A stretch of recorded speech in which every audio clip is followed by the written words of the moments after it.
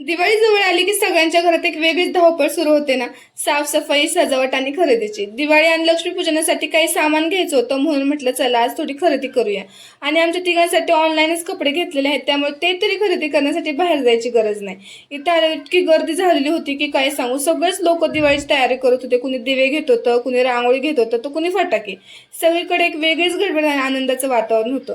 सुरुवात मी दिवे घेण्यापासून केली. इतके सुंदर सुंदर दिवे होते की कोणते घ्यावे मला तर काही कळतच नव्हतं. शेवटी मी काही दिवे निवडले आणि ते घेतले.